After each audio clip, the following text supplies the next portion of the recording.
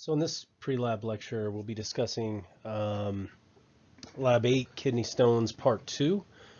If you remember, you did Kidney Stones Part 1 in the first semester, and it was really a lab that investigated solubility rules, and you saw what salts form precipitates, discussed maybe which ones form the best precipitates, and things of that nature. This lab, what you're trying to do is to see where that threshold for creating precipitate is. Because if there's the presence of two, a cation and anion that would like to precipitate, if they're at a sufficiently low concentration, we won't see a precipitation. But if they get just enough over a threshold, they'll start to precipitate. And this is something that we'll cover in more detail in chapter 15. So this is leading the class, as some of the previous lectures or labs have the last couple weeks now. So I apologize for that, and it's unfortunate, especially with this format for delivery. So in any case, moving on with the background of what we'll be doing in this lab. Like I said, that pretty much covers what I just mentioned, that we're basically looking for our KSPs, and this is just the equilibrium that governs a dissociation for an insoluble salt, because that is actually an equilibrium, even if it's sparingly small. Usually these KSPs are like 10 to the minus 8, 10 to the minus 5, 10 to the minus 10. They can be quite small, so they favor the reactant or the insoluble salt side, and you don't get much of the ions that are actually just dissolving in there. And so not only are we going to probe what that KSP value is and try to get a quantitative number for that value, but we're also going to investigate in the week 2 part of this lab, we're going to investigate what factors can change the solubility of the insoluble salt. So basically the first week, the way that we're going to achieve this determination of the KSP is we're going to take 2 dilute solutions of the salts that will form this precipitate. And we're going to put one in a burette, and we're going to put one in a beaker, and then we're going to titrate them together. And then when you first start to see some cloudiness persist, so what you would see is that you would drop the solution in the burette into the beaker, and you just get just a localized piece of cloudiness right there that's going to dissipate and then disappear, just similar to what you saw last semester when you were doing titrations, and you would initially see this spark of color right where the droplet hits, and then it fades incredibly quickly. And so here we see cloudiness appear real quick, and then it disappears. And at some point you're stirring, you're giving it a little drop. Eventually what will happen is that cloudiness will persist. And at that point we say the solution is saturated. And so now it's in equilibrium with those ions that are present. And from that, if we know that exact point, that threshold at which that occurs, and we know the concentrations of all the species we've put in there, we can make an estimate for what the KSP value is. And that's largely what you're trying to do in what is designated as the first week of this lab. In addition to that, what you'd normally be doing in the lab is you'd prepare 3.25 quarter gram samples of each of the insoluble salts. And then those are going to be tested in the second week of the lab using just different chemicals, acid, EDTA, which is a chelating ligand, meaning it's something that basically it's able to just, it's like a claw in the solution, is able to grab onto an ion. In this case, it grabs onto calcium. And we're going to see how that behaves with the insoluble salt, and we're going to also see if adding water, we can get it to dissolve at some point. And you don't actually do that part of the experiment. Even if you were to do it in the lab, you just do the calculation, and that's what we're asking you to do here as well. So we're going to go through all those different ones. Like I said, that's just what we're covering in the week 2 part of this. Okay, so let's go over the background, and I'll just go sort of in the fashion that you would normally approach the lab. So let's look at the background for the first week stuff that you're going to be covering. And so the first task is basically to get all your solutions ready. So I would presume that Dr. Miller has put in her uh, write up that basically you need to do the calculations as if you were in the lab.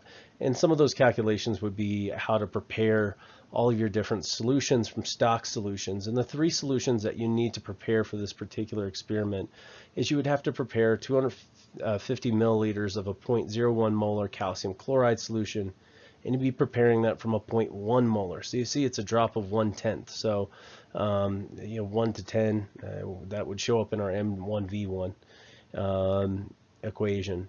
And then the second one you'd have to do is a 0.01 molar solution of potassium oxalate, and you're trying to make 50 milliliters of that. And it's from a stock solution of 0.1 molar potassium oxalate. So again, a 1 to 10 dilution.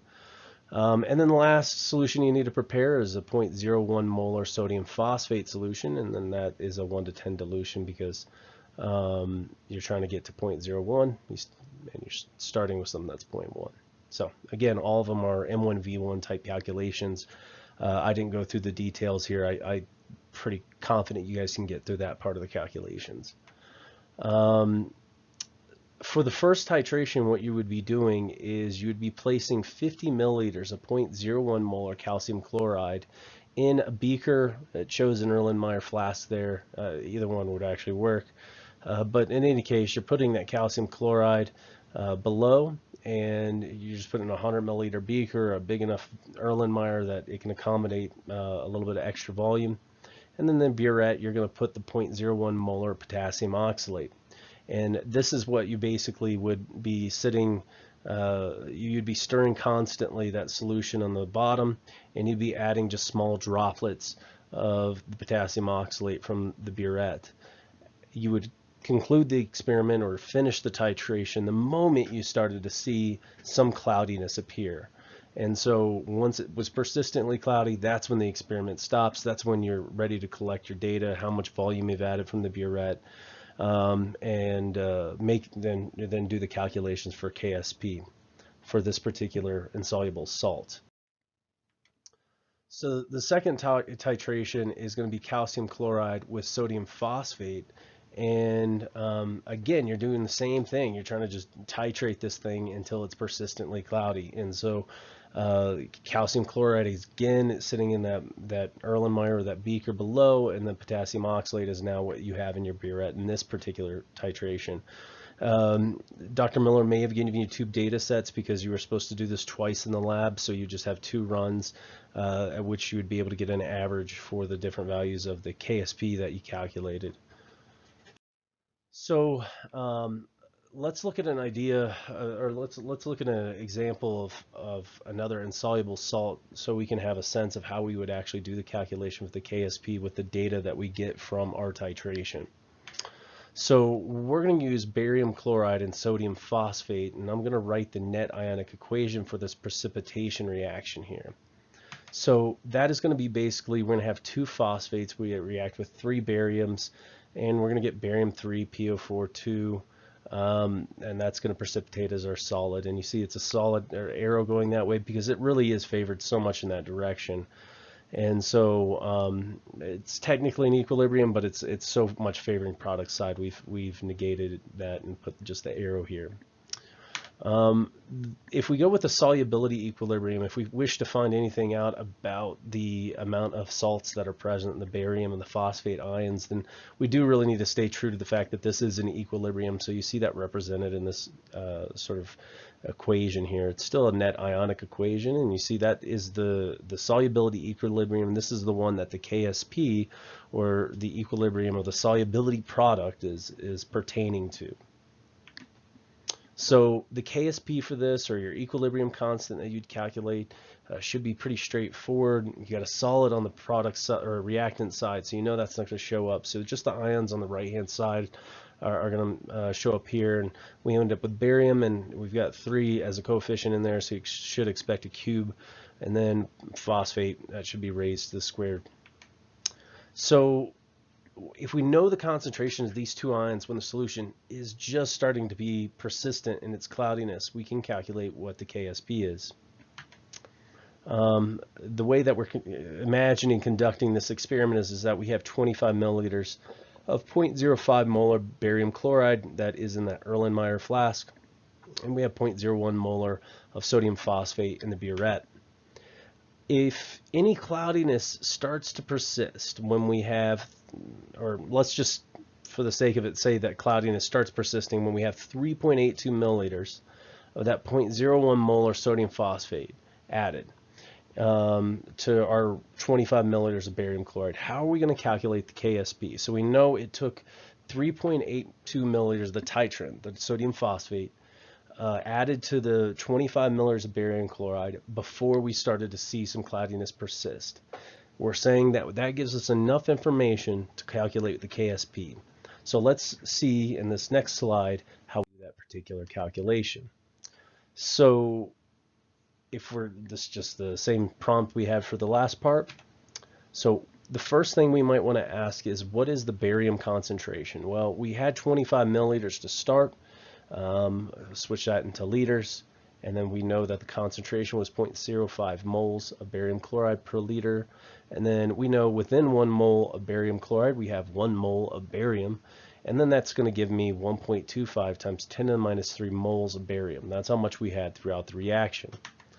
So are we ending this solution by the time we finish the titration? Is it in 25 milliliters? And the answer is no. We've added 3.82 milliliters of that sodium phosphate.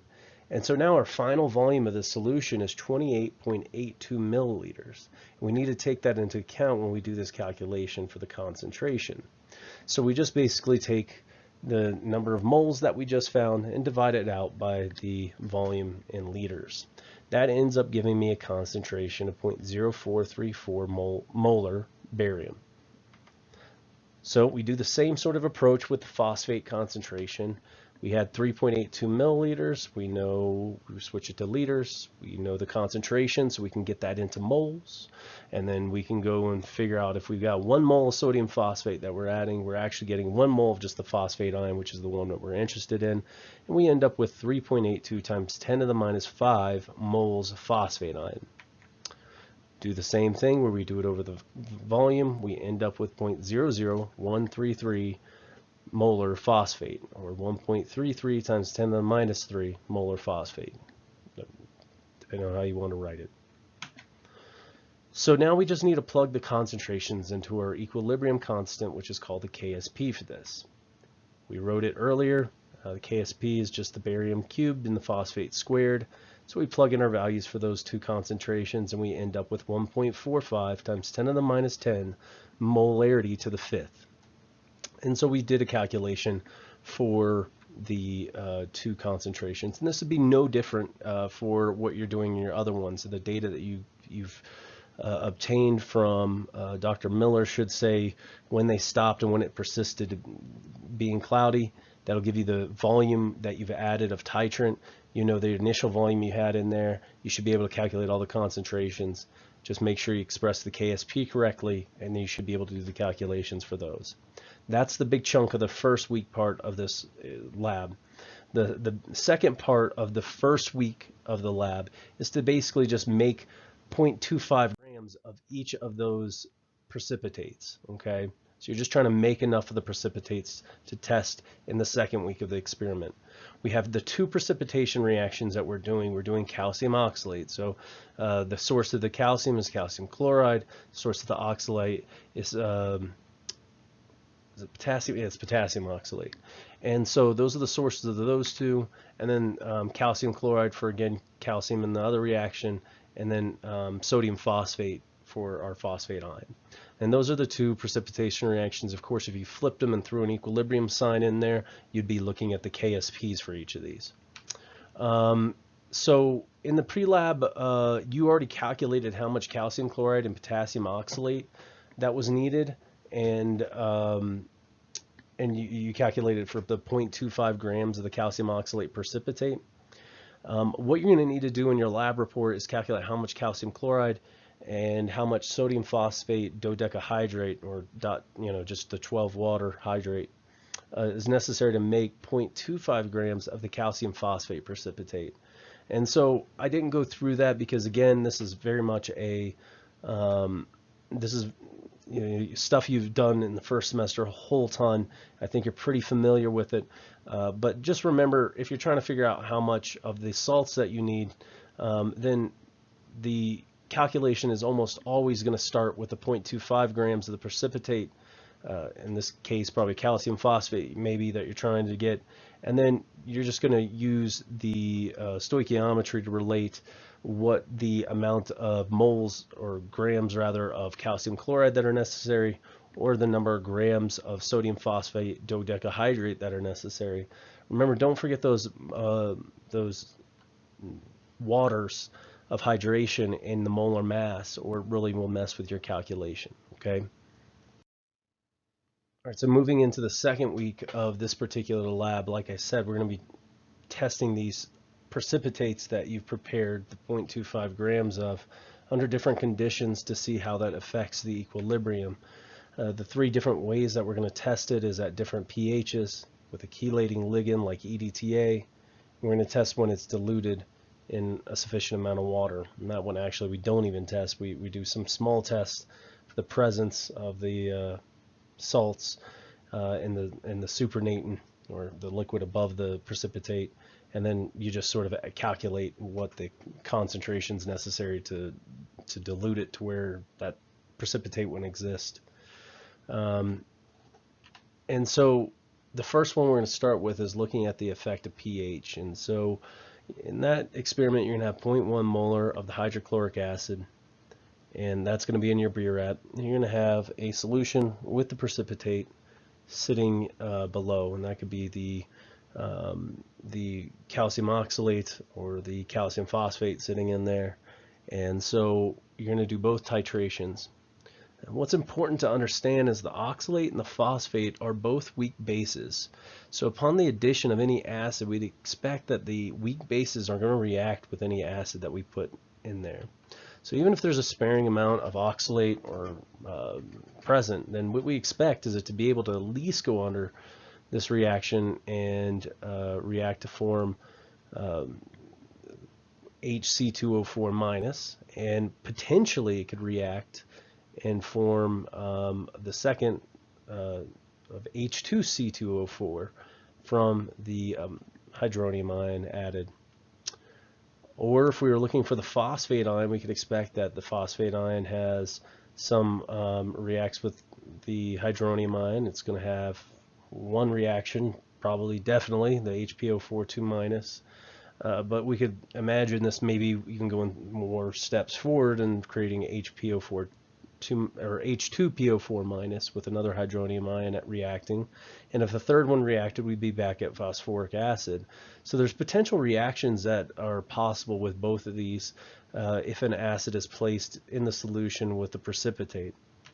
So if we know that we can react those phosphates or oxalates that are present, then it's important to realize that we could have a reaction where we're pulling away the products. And as we've talked about with the Le Chatelier's principle, we expect if we are to pull the products away, if we're to get rid of products, which way does that shift the reaction?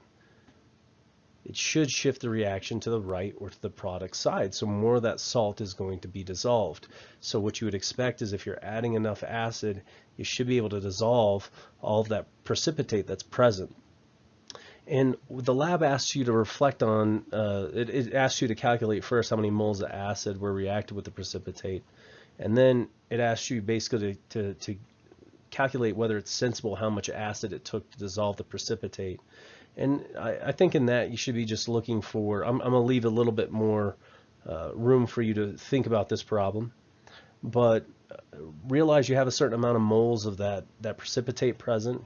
And just look at how many moles of the acid are reacting. If it was 1-to-1, then you would expect maybe only the first sort of neutralization occurred. Oxalate went with just one hydronium, or phosphate went with one hydronium and got to HPO4 2 minus. If it was 2 moles of acid to getting it to dissolve, then maybe it took 2 of the moles of acid to get rid of all the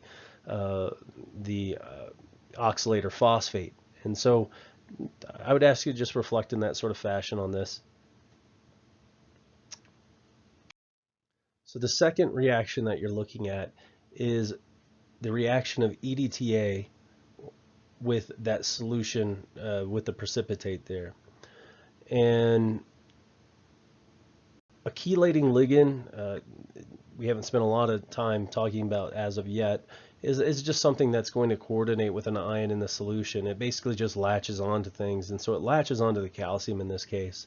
And so the reaction that we see is calcium with some EDTA, and if we had, say, a reaction with, since we have in both of our equilibria, we have calcium present, that EDTA can interrupt those sort of equilibria for both of these solutions. So if you put EDTA in the calcium phosphate solution, it's going to snatch up that calcium from that. If you put it in with that calcium oxalate, it's going to snatch up the calcium from that particular reaction. So in both cases, we're talking about sequestering and pulling away that calcium. So that's removing product effectively from the equilibrium. And again, what do we expect? We expect the same sort of results. We're going to push the reaction to the right or the product side, causing more of the salt to dissolve. And so this is similar to the other question in that it's also asking you to calculate the moles of EDTA that you're adding, and then it asks to speculate whether it's a sensible amount to dissolve the precipitate. So again, if we know it's a 1-to-1 molar ratio for the calcium and the EDTA, then what's a reasonable amount of moles of EDTA to add to sequester all that calcium? Does it make sense what that ratio is? And so just take a look at that, very similar to what you would have done with the acid one. For the last part of this lab, and the last calculation I believe you really need to do is you need to calculate how much water would be needed to dissolve all that 0.25 grams of precipitate. This is too, for the two particular salts we gave you, this is just too much water to be practical, and so even in the lab we wouldn't have had you actually do this. You would have just calculated the amount of water necessary. So in this case, we're going to go back to our example of barium phosphate that we looked at earlier and look at how we do this calculation. So for this barium phosphate, we've already explored the equilibrium of that. And the way that you get at this calculation is going to be by setting up an ice diagram like you're familiar with. And so you see that phosphate, we're going to get 2 x's for that, and barium, we're going to end up with 3 x's of that. And we're saying that we initially started with 0 of both of those salts when we started. And just as we've done with plenty of our problems, we can calculate what x is if we know what the KSP is. And remember, you've calculated the KSP for both of your salts. And so you know KSP values for those. And so you're supposed to use those to calculate this value for x like you've done in problems before. Now, the KSP for barium is 1.34 times 10 to the minus 12, and so we can see how we would do this. We basically just plug in our values there, plug in the 2x, it's going to be squared, plug in the 3x, it's going to be cubed. That's going to give me 108 times x to the 5th, and then that equals the 1.34 times 10 to the minus 12, that is the value of the KSP.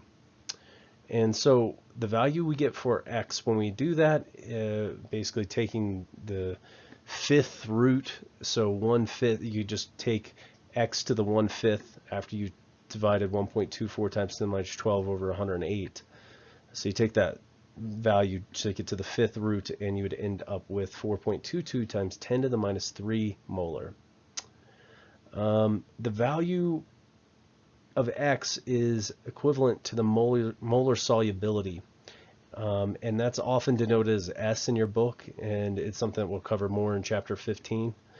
The molar solubility is just the number of moles of salt we can dissolve before something becomes saturated, or alternatively, the concentration we must dilute past to dissolve the solid. So if you get a molar solubility of 1 molar, that means that you could have basically put more and more of that salt in, dissolving it in solution until you hit 1 molar, and then you would have saturated it and it started to precipitate on the bottom. Conversely, if you had something that was more concentrated than 1 molar, then you'd have to dilute it to a value lower than 1 molar in order to get all the salt to dissolve at that particular temperature. So that is sort of the point that we're interested in. And so we are trying to calculate X for the different salts that we had. Now, so in this problem, if we had 0.25 grams of that barium phosphate that we're trying to dissolve in the solution, then the way that we would do that is we would just basically calculate the number of moles of barium phosphate. And as a molar mass is 601.9 grams, it's a heavy fella. And so we end up with 4.2 times 10 to the minus 4 moles of barium phosphate. And we need to dilute that to a concentration of that 4.22 times 10 to the minus 3 to dissolve it. So the question we have to ask ourselves, what volume is necessary in order to do that? Well, we know that the moles over volume is just given our concentration.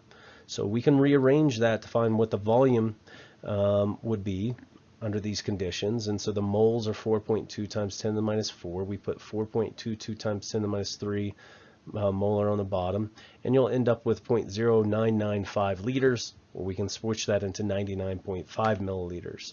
So approximately 100 milliliters of this is enough to dissolve the 0.25 grams of salt. You'll find that you get a much higher volume for what your calculations for your particular salts, but the approach is still pretty much the same. So hope this helped you out with some of the calculations and squared you away with what you'll be doing in the lab.